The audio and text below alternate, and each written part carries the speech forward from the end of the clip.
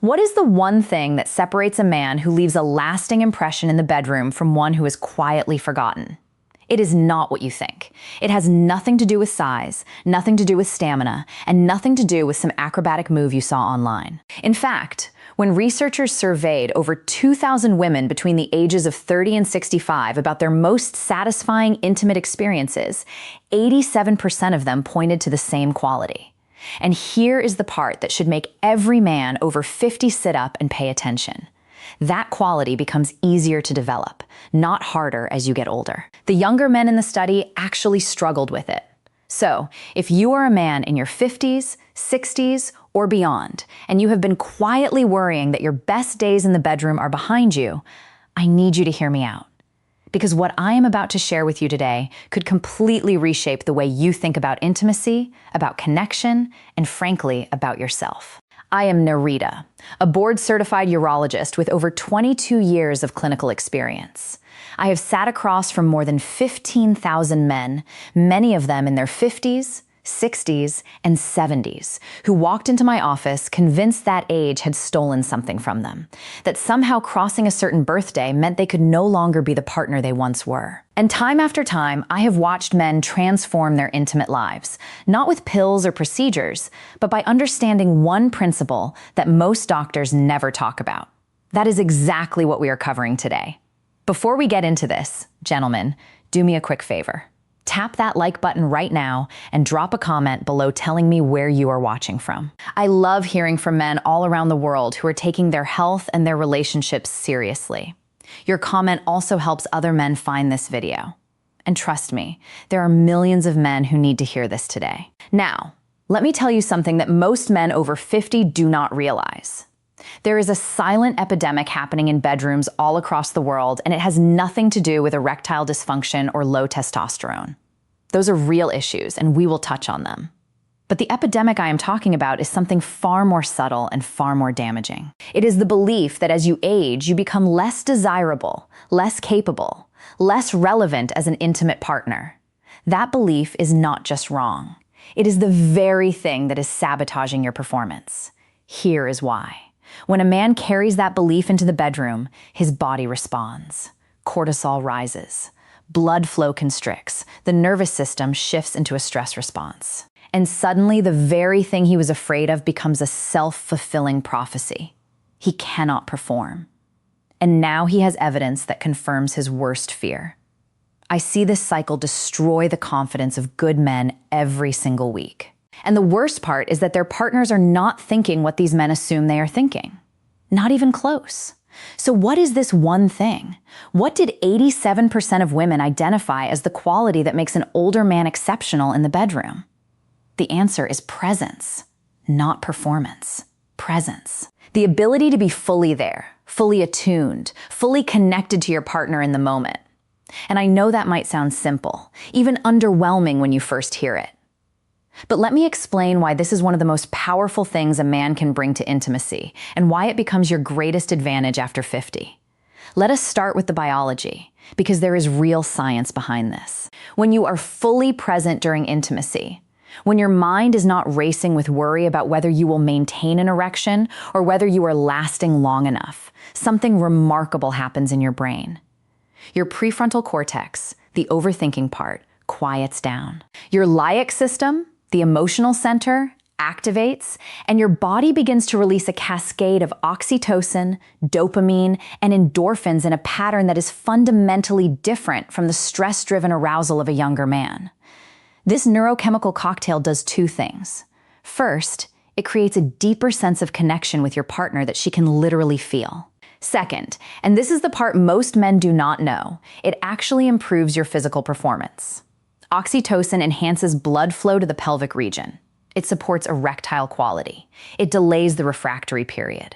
So being present is not just some emotional nicety. It is a biological performance enhancer. Now, let me tell you what this looks like in real life. I had a patient. I will call him Richard, 63 years old, retired engineer.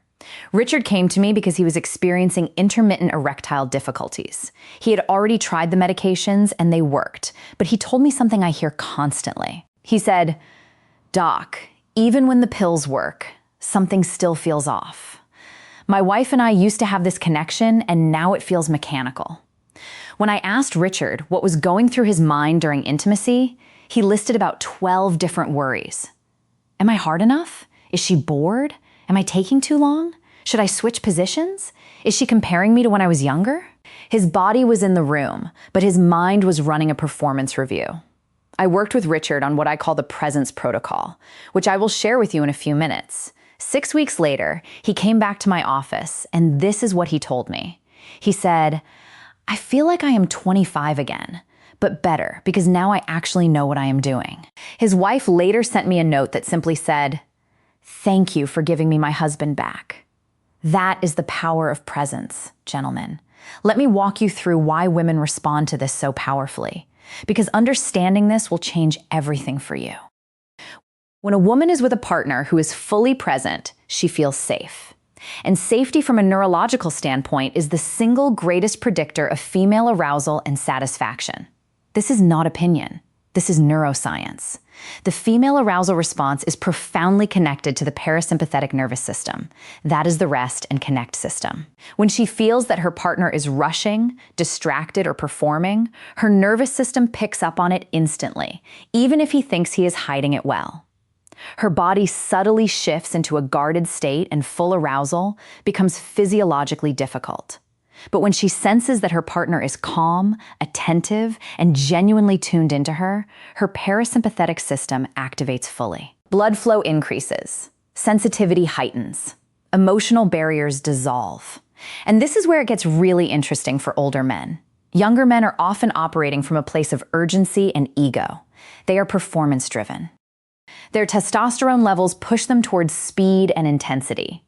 Women in the study described encounters with younger men as often feeling rushed, disconnected, or performative. But an older man, a man who has the emotional maturity and the patience to slow down and truly be with his partner, that is something women described as rare and deeply satisfying. I want to tell you about another patient. Thomas, 58, had been divorced for 4 years and had recently started dating again. He was terrified. He told me he felt like damaged goods. He said, "I am not the man I was at 35. What woman is going to want this version of me?" Thomas was convinced that his slightly softer erections and his longer time to arousal made him inadequate. I asked Thomas to try something. Instead of focusing on what his body could not do the way it used to, I asked him to focus entirely on connection, eye contact, touch, breathing together, being curious about his partner, rather than anxious about himself. Thomas came back 2 months later with a completely different energy. He told me that the woman he had been seeing said something to him that stopped him in his tracks. She told him, "You are the first man who has ever made me feel like I was the only person in the world." She was 49 and she had been in relationships with men of all ages. And it was Thomas, the man who thought he was damaged goods, who gave her that experience. That is what presence does. Now, let me give you the practical side of this, because I do not want you leaving this video without a clear plan. The first element of the presence protocol is what I call the 60-second reset. Before any intimate encounter, take 60 seconds to yourself. Close your eyes. Take 5 slow, deep breaths. In through the nose for 4 counts, hold for 4, out through the mouth for 6. This activates your vag nerve and shifts your nervous system out of performance anxiety mode and into connection mode. It sounds almost too simple, but the physiological effect is immediate and measurable. Your heart rate variability improves, cortisol drops, and blood flow to the pelvic region increases. One of my patients, Gerald, 71 years old, told me that this single practice did more for his confidence than any medication he had ever taken. The second element is what I call sensory anchoring. During intimacy, when you notice your mind starting to wander into worry, I want you to anchor yourself back to the present moment through your senses. Focus on the warmth of your partner's skin. Listen to her breathing. Notice the scent of her hair. This is not poetry, gentlemen. This is applied neuroscience. When you engage your sensory cortex, it pulls neural resources away from your prefrontal cortex, which is where all that anxious overthinking lives. You are literally rewiring your brain's response to intimacy. Over time, with consistent practice, your default state during intimacy shifts from anxiety to presence. Most of my patients report a noticeable difference within 3 to 4 weeks. The third element, and this is the one that my patients tell me makes the